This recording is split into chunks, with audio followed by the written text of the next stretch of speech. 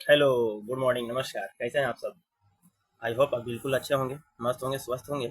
आज हम लोग जैव प्रक्रम अर्थात बायोलॉजी को लेकर आए हैं। और बायोलॉजी का ही हमारा पहला चैप्टर है ना? तो इसमें आप लोगों ने पढ़ा होगा, तो आप इसको टेस्ट के रूप में ले सकते हैं कि आपका कितना सही होता है। और जो हमारे बच्चे नए हैं, जो हमारे मित्र भाई बंधु सखा इस चैनल पर नए हैं, प्लीज़ वीडियो को सब को लाइक कर दीजिएगा, वीडियो को लाइक कर दीजिएगा और चैनल को सब्सक्राइब जरूर कर लीजिएगा, क्योंकि बहुत सारे विद्यार्थी हमारे ऐसे हैं जो वीडियो तो देखते हैं लेकिन सब्सक्राइब नहीं कर रखे हैं। प्लीज़ प्लीज़ प्लीज़ सब्सक्राइब कर लीजिए, शेयर कर दीजिए अपने दोस्तों के बीच, फ्रेंड के बीच। तो चलिए एक शुरुआत करते हैं और पहले क्वेश्चन की तरफ पढ़ रहे हैं। पहला क्वेश्चन हमारा है कि मनुष्य में वृक्क एक तंत्र का भाग है जो संबंधित है, यानी मनुष्य में जो वृक्क है, वृक्क मतलब किडनी, वृक्क को हम लोग किसको कहते हैं? वृक्क हम लोग किडनी को कहते हैं। तो कहता है कि किडनी जो है किससे संबंधित है ना? पोषण से, श्वसन से, उत्सर्जन से या परिवहन से। देखिए सबको पता है कि किडनी जो है उत्सर्जन से संबंधित है। इसका राइट आंसर क्या हो जाएगा? Option number C. Option number C इसका राइट आंसर हो जाएगा। तो देख लीजिए, ऑप्शन नंबर सी इसका राइट आंसर है, उत्सर्जन। क्वेश्चन नंबर 2 की तरफ चल रहे हैं। क्लोरोफिल वर्णक का रंग कैसा होता है? क्लोरोफिल वर्णक का रंग कैसा होता है? ऑप्शन है हरा, नीला, लाल या सफेद। तो सबको पता है कि क्लोरोफिल जो होता है वो कैसा होता है? हरा होता है। इसका राइट आंसर क्या हो जाएगा? ऑप्शन नंबर ए। आप देख लीजिए आंसर ए, हरा। क्वेश्चन नंबर 3, शरीर में भोजन का पचना किस प्रकार की अभिक्रिया? बहुत बढ़िया प्रश्न है, और इस प्रश्न को आप वीवीआई मान लीजिए। ये आपको केमिस्ट्री में भी पूछा जा सकता है ना? और आपको बायोलॉजी में भी पूछा जा रहा है। तो कहता है कि शरीर में भोजन का पचना किस प्रकार का अभिक्रिया का उदाहरण है? उपचयन है, उपचयन है, संचयन है, विस्थापन है या अपचयन है। इसका राइट आंसर क्या हो जाएगा? ऑप्शन नंबर ए, उपचयन। अच्छा, अगर इसमें पूछा कि कौन सा रासायनिक अभिक्रिया है, तो इसमें कभी कभी हटता है ना कि भोजन का पचना क्या है, तो भाई रासायनिक अभिक्रिया का उदाहरण है। अगर रासायनिक अभिक्रिया न है तो उपचयन मारना है, ये भी ध्यान रखिएगा। मानव हृदय में पाए जाते हैं, हाँ बहुत बढ़िया प्रश्न है, कि मानव हृदय में कितने बेसम पाए जाते हैं? 3, 2, 4 या 5। तो सबको पता है कि 4 बेसम पाए जाते हैं। बेसम मतलब 4 चैम्बर पाए जाते हैं। कवक में पोषण की कौन सी विधि है? कवक जो है कौन सा पोषण करता है? स्वपोषी करता है, मृतजीवी करता है, समभोजी करता है या कोई नहीं? तो देखिए स्वपोषी का मतलब होता है जो अपना भोजन स्वयं से बना रहा है, जैसे पेड़ पौधे, वो स्वपोषी कहा गया। मृतजीवी जो मृत जीवों पर आधारित है, और समभोजी है ना, जो दोनों पर आधारित है। तो देखिए क्या है? मृतजीवी। कवक क्या है? मृतजीवी, मरे हुए भोजन पर आधारित होता है। क्वेश्चन नंबर 6, रेंजिन एवं गोंद कहाँ सचित होता है? फ्लोएम में, कॉर्टेक्स में, छाल में या पुराने जाइलम में? इसका राइट आंसर क्या है? पुराने जाइलम में। क्वेश्चन नंबर 7, रक्त क्या है? बहुत बढ़िया पदार्थ प्रश्न है। रक्त क्या है? कोशिका है, उत्तक है, पदार्थ है या कोई नहीं? देखिए, तो रक्त को कहा जाता है कनेक्टिव टिश्यू। टिश्यू का मतलब होता है उत्तक, है ना? तंत्रिका रक्त जो है एक उत्तक का कार्य करता है। उत्तक का मतलब क्या? कौन सा? कनेक्टिव। कनेक्टिव का मतलब एक शरीर के अंग को दूसरे अंग से क्या करता है? जोड़ने का काम करता है। यानी रक्त जो है पूरा शरीर में सर्कुलेट होते रहता है, इसलिए इसका कहा जाता है कि क्या है? उत्तक है। और कौन सा उत्तक? कनेक्टिव टिश्यू, कनेक्टिव उत्तक। क्वेश्चन नंबर 8, निम्नलिखित में कौन उत्सर्जी अंग? उत्सर्जी अंग का मतलब क्या होता है? जो उत्सर्जन क्रिया में भाग लेता है। वृक्क, अग्नाशय, आंख या कोई नहीं? तो देखिए अभी तुरंत हम लोग पढ़े थे, चैप्टर क्वेश्चन नंबर 1 पढ़े थे कि किडनी क्या है, वृक्क क्या है, उत्सर्जी अंग है। यहाँ पर उल्टा पूछ रहा है कि उत्सर्जी अंग कौन है, तो वृक्क मारना पड़ेगा, ऑप्शन नंबर ए। बहुत बढ़िया। क्वेश्चन नंबर 9, कहता है कि मत्स्य का मुख्य श्वसन अंग क्या है? यानी मत्स्य जो है किससे अपना सांस लेता है? ट्रेकिया से, फेफड़ा से, गिल से या नाक से? तो देखिए ट्रेकिया जो होता है वो कीड़े मकोड़े में होता है, फेफड़ा जो है हम लोग मनुष्य में होता है, और गिल्स जो है मछलियों के लिए होता है। इसका आंसर क्या हो जाएगा? Option number C. क्वेश्चन 10 हम लोग पूछ रहे हैं, पौधे में गैसों के निष्कासन के लिए किस प्रक्रिया का उपयोग होता है? पौधे में जो गैस का निष्कासन होता है वो किस प्रक्रिया का उपयोग होता है? प्राशन का, विसर्जन का, वाष्पोत्सर्जन का या परिवहन का? देखिए इसका आंसर क्या होगा? विसर्जन का। हम लोग अभी तक 10 क्वेश्चन कर लिए। 10 क्वेश्चन में आप लोग बताइए कि 10 क्वेश्चन में आपने कितना सही किया है, और जल्दी से आप लोग कमेंट में बताते रहिए। कमेंट आप लोग नहीं करते हैं, कमेंट में कीजिए, है ना, ताकि अच्छा लगे हमें भी और आपको भी। और कमेंट में जो भी कोई प्रॉब्लम है, इंक्वायरी है, आप बताइए कि इसमें कौन अच्छा आपको लग रहा है, नहीं अच्छा लग रहा है, किस प्रकार की वीडियो चाहिए, किस टॉपिक पर चाहिए, है ना, वो भी आप लोग बताइए। और पर डे आपको इसी प्रकार के वीडियो आपको मिलते रहते हैं, है ना। तो आप पढ़िए, कहीं पर टेस्ट लीजिए, यहीं से पढ़िए, कहीं से टेस्ट दीजिए, यहीं से, ठीक है। इस प्रकार की भावना रख के इस चैनल पर जुड़े रहिए, जिसका नाम है ऑनलाइन प्रगति, जिसका नाम है ऑनलाइन प्रगति। यहाँ पर हम लोग क्लास 10 के लिए बिहार बोर्ड से संबंधित, है ना, हर चैप्टर का हम लोग क्या करते हैं? सेट प्रैक्टिस करते हैं। और अभी सेट प्रैक्टिस करना बहुत इंपॉर्टेंट हो गया है। अभी सेट प्रैक्टिस, क्योंकि अभी हम लोग अगस्त की ओर चल रहे हैं, कुछ महीने में अगस्त खत्म हो जाएगा, कुछ दिनों में। तो सितंबर, अक्टूबर, नवंबर, दिसंबर, 4 महीने बचे हुए मार्क्स के मानव के लिए। कहीं तो 4 महीने, फरवरी में तो एग्जाम होगा, तो 6 महीने कर सकते नहीं बाबू। 2 महीने आपको कहे कुछ ठंडा महीना पर कटेगा, कुछ आपको बीमारी पर हो जाएगा, कुछ आपको पर्व त्योहार रहेंगे, तो 4 महीने अभी आपको पढ़ना है। तो इस प्रकार के वीडियो आपको देखने चाहिए, बढ़िया से देखिए, है ना। चैनल को सब्सक्राइब कर लीजिए, अपने दोस्तों को शेयर कर दीजिए, और कोई भी प्रॉब्लम होता है तो आप शेयर करिए कि सर इस चैप्टर पर, इस टॉपिक पर चाहिए, है ना। तो चलिए क्वेश्चन नंबर 11, पौधे में वायुत्सर्जन किस भाग में होता है? वायु सर्जन, वायु का उत्सर्जन किस भाग में होता है? जड़ से, तना से, पता या फूल से? तो सबको पता है कि तना से होता है, सॉरी तना मतलब पता से होता है, तना से नहीं, सॉरी पता से, क्योंकि पता में ही क्या होती है? प्रकाश संश्लेषण की प्रक्रिया होती है, प्रकाश संश्लेषण की प्रक्रिया होती है, और प्रकाश संश्लेषण में ही तो ऑक्सीजन गैस बाहर निकलता है, उसी को तो हम लोग वायु कह रहे हैं। प्रकाश संश्लेषण द्वारा किसकी प्राप्ति होती है? बहुत बढ़िया। वसा का, प्रोटीन का, ग्लूकोज का या प्रकाश का? प्रकाश संश्लेषण द्वारा किसकी प्राप्ति होती है? यानी हम लोग क्या लेते हैं? तो ग्लूकोज लेते हैं। बहुत बढ़िया। अरे भैया प्रकाश संश्लेषण पेड़ पौधे के लिए क्या है? श्वसन है एक तरह से। तो श्वसन हम लोग क्या लेते हैं? एनर्जी लेते हैं। एनर्जी मतलब क्या? ग्लूकोज, है ना। क्वेश्चन नंबर 13, रक्षी कोशिकाएं पाई जाती है। रक्षी कोशिकाएं पाई जाती है किसमें? जड़ में, पत्तियों में, फूलों में या फलों में? इसका आंसर क्या होगा? पत्तियों में। क्वेश्चन नंबर 14, मानव हृदय में कितने कोष्ठक होते हैं? अभी तुरंत हमने पढ़ा है ना, बेशम की बात, 2, 8, 1 या 4? तो 4 बेशम, है ना, 4 कोष्ठ। क्वेश्चन नंबर 15, मानव रक्त में उपस्थित यातिया की समान मात्रा कितना होती है? यानी मानव रक्त में जो होती है उसमें कितना उपस्थित होता है? 20 है। क्वेश्चन नंबर 16, श्वसन क्रिया के द्वारा कितनी प्रतिशत ऊर्जा ताप के रूप में निष्कासित हो जाती है? बहुत बढ़िया। कि श्वसन क्रिया के दौरान कितनी प्रतिशत ऊर्जा ताप के रूप में निष्कासित हो जाती है? 20%, 40%, 60% या 80%? इसका आंसर क्या है? 20%। क्वेश्चन नंबर 17, पौधे के वायवीय भागों में जल के निष्कर्षण की क्रिया क्या कहलाती है? बहुत बढ़िया प्रश्न है कि जब पौधे में जो वायवीय प्रक्रिया होता है तो जल का निष्कर्षण होता है, जल बाहर निकलता है, तो उसको क्या कहा जाता है? परागण, निषेचन, विसरण या वाष्पोत्सर्जन? बताइए इसका आंसर क्या है? वायु वाष्पोत्सर्जन किससे, है ना। तो वाष्पोत्सर्जन का मतलब क्या होता है? जब वाष्पोत्सर्जन करता है तो आप देखते हैं कि सुबह सुबह जो है पेड़ पौधे की पत्तियां जो होती है गीला होती है, क्योंकि वो रात भर में जो वाष्पोत्सर्जन की प्रक्रिया होती है तो उसमें वो अपना जल की मात्रा छोड़ के रखे हुए रहते हैं। क्वेश्चन नंबर 18, वह कौन प्रक्रम जिनके द्वारा शरीर में ऊर्जा का उत्पादन होता है कहलाता है? यानी किसके द्वारा शरीर में ऊर्जा का उत्पादन होता है? बताइए। श्वसन से, पोषण से, उत्सर्जन से या उत्तेजन जिल्सा से? भैया कौन सी प्रक्रिया से? श्वसन से। जब तक आप श्वसन नहीं ले रहे एटीपी का निर्माण नहीं होगा, और जब एटीपी का निर्माण नहीं होगा तो आपको ऊर्जा का निर्माण नहीं होगा। अब हमको जल्दी से कमेंट में बताइए कि एटीपी का पूरा नाम क्या होता है? एटीपी का पूरा नाम बताइए क्या होता है। क्वेश्चन नंबर 20, कौन सी क्रिया सभी जीवों के लिए अनिवार्य है? प्रकाश संश्लेषण, वाष्पोत्सर्जन, श्वसन या चलन? देखिए अब प्रकाश संश्लेषण तो सभी जीव में होता नहीं भैया, हम लोग तो प्रकाश संश्लेषण नहीं करते, केवल पेड़ पौधा करता है।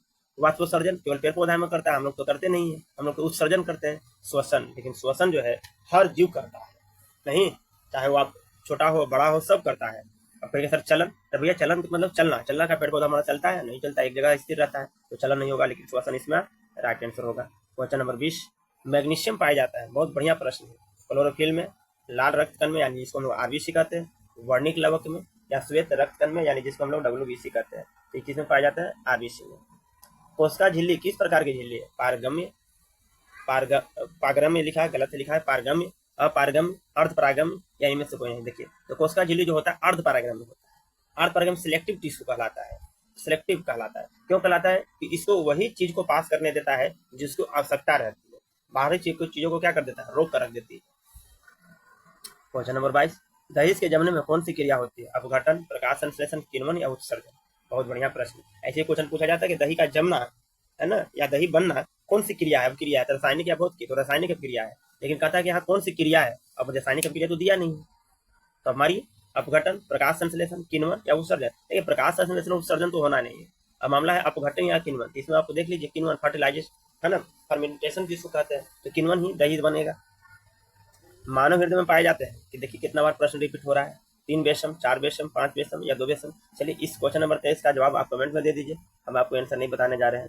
मानव में डायलिसिस थैली है। डायलिसिस का मतलब होता है ब्लड को शुद्ध करने वाला, तो कौन करता है? नेफ्रॉन, न्यूरॉन, माइटोकॉन्ड्रिया, इनमें से कोई नहीं?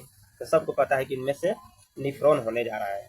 नेफ्रॉन कहाँ पाया जाता है? वृक्क में पाया जाता है। वृक्क की छोटी इकाई क्या कहलाती है? नेफ्रॉन कहलाती है। जिस प्रकार से शरीर की सबसे छोटी इकाई कोशिका को माना जाता है, उसी प्रकार से वृक्क यानी किडनी का जो है सबसे छोटी इकाई नेफ्रॉन माना जाता है। हमको जल्दी से बताइए कि न्यूरॉन कहाँ पाया जाता है, किस जगह पर, किस अंग में पाया जाता है न्यूरॉन? जल्दी से बताइए। रक्त में आयरन की कमी से होने वाला एक रोग है, बताइए। रक्त में अगर आयरन की कमी हो जाएगा तो कौन सा रोग होगा? टीबी, मधुमेह, एनीमिया या उच्च रक्तचाप, जिसको हम लोग हाई ब्लड प्रेशर यानी बीपी कहते हैं। बीपी मतलब ब्लड प्रेशर को बढ़ जाना, तो हाई ब्लड प्रेशर हो गया। एनीमिया, मधुमेह या टीबी? देखिए टीबी तो होगा नहीं, मधुमेह, डायबिटीज भी नहीं होता। एनीमिया का मतलब होता है खून की कमी, है ना, इसलिए रक्त को आयरन की कमी हो जाता है। अब इसीलिए कहा जाता है कि जो हमारा आयरन की गोली है, आयरन की गोली दी जाती है, किसको दी जाती है? महिलाओं में दी जाती है। इसीलिए महिलाओं को आप देखते हैं कि हर स्कूल, सरकारी, जिला अस्पताल में सब में जब महिला है ना बाल अवस्था में पहुंच जाती है लड़कियां, है ना, चाहे कोई भी महिला है, उसको आयरन की गोली सलाह दी जाती है। क्यों? क्योंकि उनमें रक्त की कमी ज्यादा होती है। बताइए कि रक्त की कमी काहे होता है, पुरुषों में ऐसा क्यों नहीं देखने को जल्दी मिलता है? कमेंट में बताइए। स्वपोषी पोषण के लिए आवश्यक है, स्वपोषी पोषण के लिए आवश्यक है क्या है? क्लोरोफिल, कार्बन डाइऑक्साइड तथा जल, सूर्य का प्रकाश। सही बात है सर। स्वपोषी का मतलब खुद से भोजन बनाना। खुद से भोजन कौन बनाएगा? प्रकाश, पेड़ पौधा बनाएगा। तो पेड़ पौधा प्रकाश संश्लेषण करेगा। प्रकाश संश्लेषण से क्या चाहिए? क्लोरोफिल चाहिए, कार्बन डाइऑक्साइड भी चाहिए, जल भी चाहिए और सूर्य का प्रकाश भी चाहिए। अगर सूर्य का प्रकाश नहीं मिलेगा तो फिर नहीं होगा, है ना। तो इसमें से क्या होगा? ऑप्शन नंबर डी, उपरोक्त सभी। देखिए हम लोग 27 क्वेश्चन की तरफ चलाए हैं। वीडियो को आपने लाइक नहीं किया है अभी तक, बताइए। सब्सक्राइब नहीं किया है, प्लीज सब्सक्राइब कर लीजिए, है ना। कहता है कि पायरुवेट के विखंडन से यह कार्बन डाइऑक्साइड, जल तथा ऊर्जा देता है और यह क्रिया होती है। पायरुवेट के विखंडन से यह कार्बन डाइऑक्साइड, जल तथा ऊर्जा देता है और यह क्रिया होती है। कोशिका द्रव, माइटोकॉन्ड्रिया, हरित लवक या केंद्रक? इसका आंसर क्या होगा? माइटोकॉन्ड्रिया। पादप में जाइलम उत्तरदायी है। बहुत बढ़िया प्रश्न है कि जाइलम क्या करता है, फ्लोएम क्या करता है। तो जाइलम क्या करता है? जल का वहन, भोजन का वहन, अमीनो अम्ल का वहन या ऑक्सीजन का वहन। हम आपको बता देते हैं कि जाइलम और फ्लोएम क्या करता है। अभी तक आपको जो भी बताया जाता है शायद आप कंफ्यूजन में रहेंगे, लेकिन हम आपको बताते हैं। देखिए यहाँ लिखा हुआ है जाइलम। क्या लिखा हुआ है? जाइलम। तो देखिए जाइलम मतलब जल, जाइलम मतलब जल, याद रखिए। जाइलम बोले तो जल, तो जल का वहन करेगा। क्या करेगा? जल का वहन करेगा। अब एक सर फ्लोएम का याद रखेंगे। देखिए फ्लोएम, फ्लोएम से याद रखिए फल। फ्लोएम मतलब फल, याद रखिए। अब फल याद रखिएगा तो फल क्या होता है? भोजन होता है। तो भोजन का वहन करेगा तो फ्लोएम, और जल का वहन करेगा तो जाइलम।